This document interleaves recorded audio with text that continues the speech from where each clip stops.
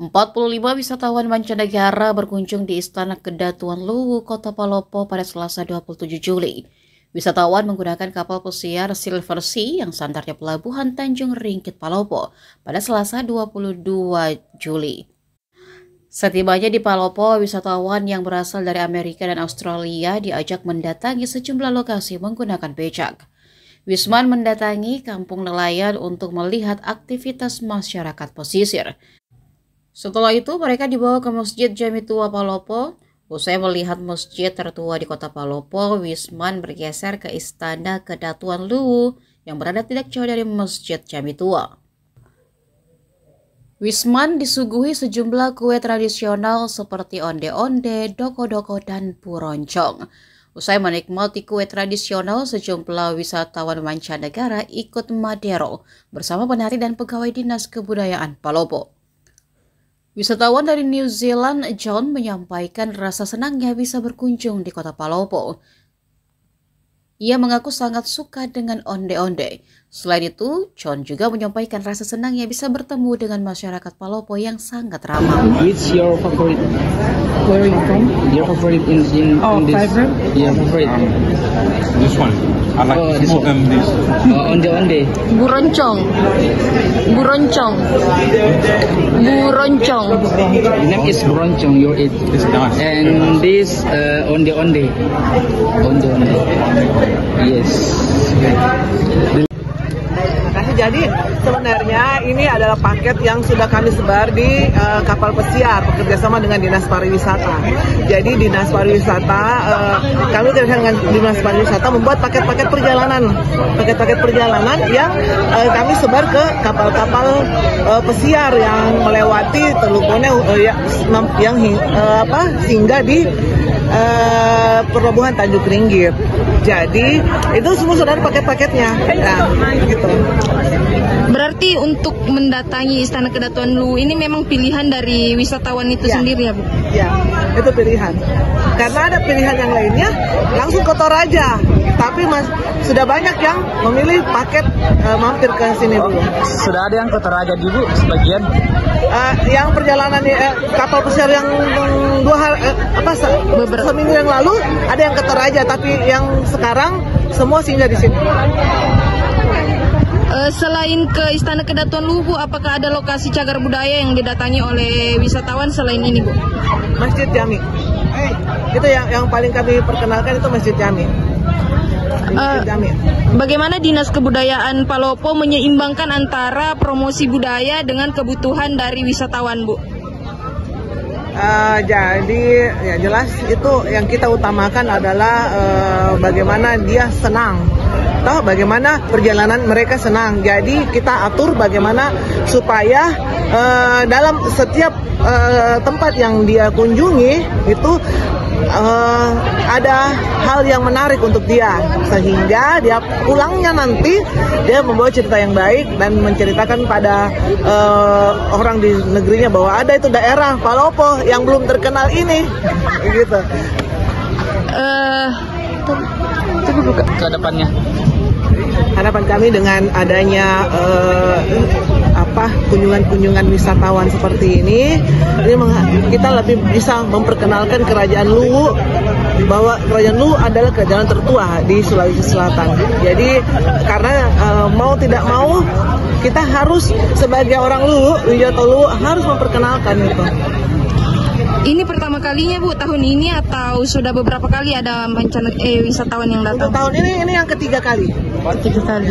Dan ada rencana ke wisata Kambo, Bu, untuk para wisatawan ini? Para wisata yang kita masukkan di kapal-kapal pesiar itu ada paket yang ke Kambo. Tapi ini kan yang kalau kami Dinas Kebudayaan khusus di sini.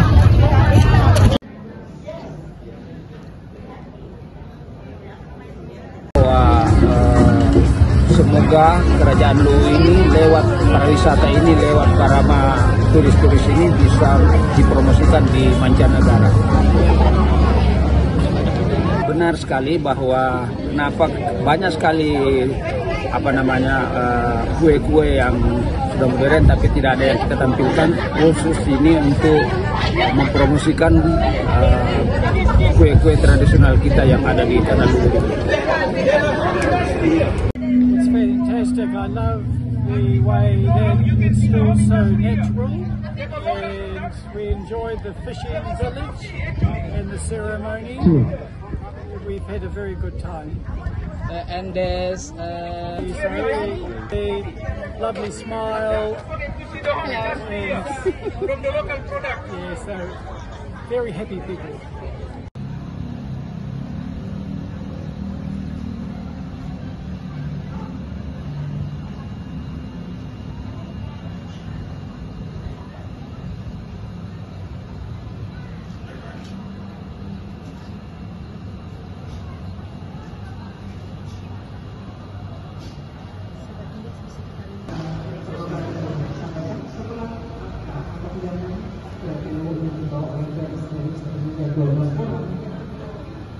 Telah dihilangkan maka kebenaran bersama yang girls, yang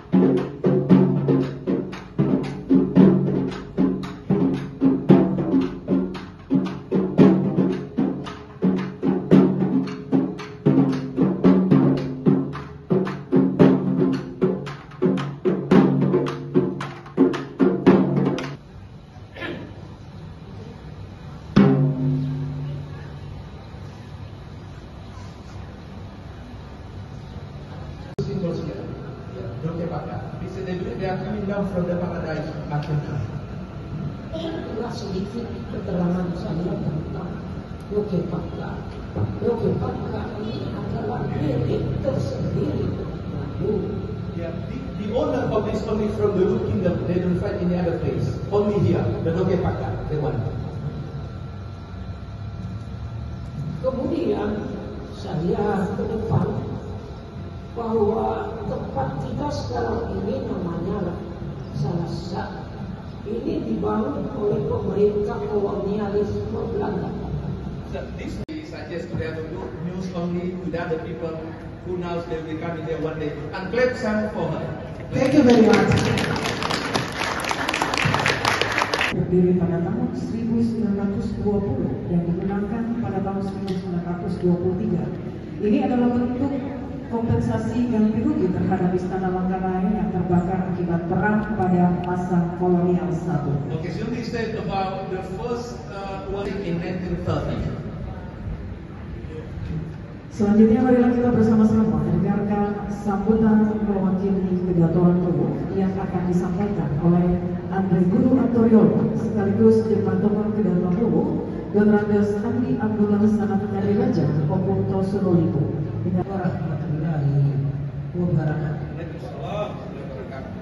Yang mulia Obu Senelu yang saya muliakan. The first I want to say I'm sorry because I know English just a little. Yeah, I hope you understand. Luwu adalah kerajaan tertua di Sulawesi Selatan, kerajaan Islam tertua di Sulawesi Selatan. Yes, he said this is the palace of Luwu Kingdom. Because Luwu, L-U-W-U, Luwu.